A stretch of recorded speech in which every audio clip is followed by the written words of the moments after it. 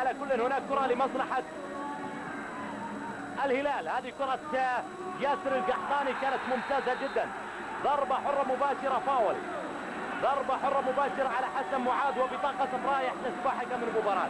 شوف كرة ياسر القحطاني حاول يمر، بالتالي حسن معاذ يرتكب مخالفة وبطاقة صفراء من قبل حكم المباراة الذي يطالب بتهدئة الأمور دائما.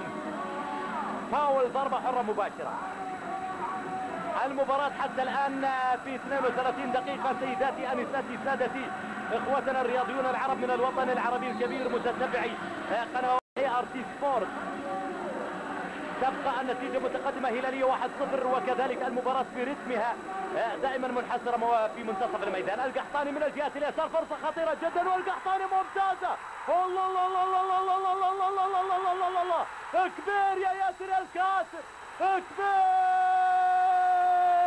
ياسر الكاسر الساحر الشاطر الماهر. يا سلام عليك، يا سلام عليك يا ولد القحطاني، يا ولد سعيد القحطاني.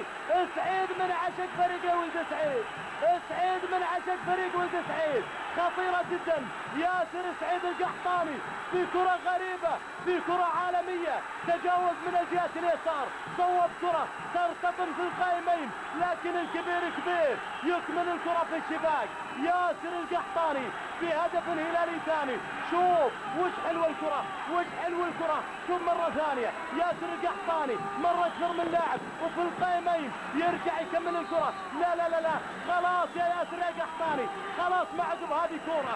الطن بالعاشرة يا قحطاني، على طول لأوروبا، على طول لأوروبا. إذا أوروبا ما تاخذك ما تفهم يا ياسر القحطاني. شوف كرة ياسر القحطاني خطير والله كبير. يضع الهدف الثاني، يضع الهدف الثاني بشكل ممتاز جدا. والله لا أجامل ولا أحابي ياسر القحطاني، لكنه كبير كبير كبير. تجاوز اثنين وكرة في القائمين، يرجع يكمل الكرة في الشباك. وثاني أهداف الهلال في هذه المباراة. المحاولة الآن لمصلحة الشباب، على طول إلى خارج أرض الملعب رمية جانبية من أجل الاطمئنان على سلامة أحد لاعب الفريق الشبابي. شوف كرة ياسر القحطاني ومرور يو يو يو يو يو يو يو, يو. الله يا ياسر يا القحطاني، حلوة جدا من جانب ياسر القحطاني. لاعب من الطراز العالي، من الطراز النادر ياسر القحطاني. والله تفخر الكرة السعودية في ظل وجود هذا اللاعب. وكذلك بالإضافة إليه هناك مهاجم يلعب للفريق الأهلاوي مالك معاذ. اثنان أرشحهما للعب الأوروبي وهو متصدر الدوري السعودي لكرة القدم.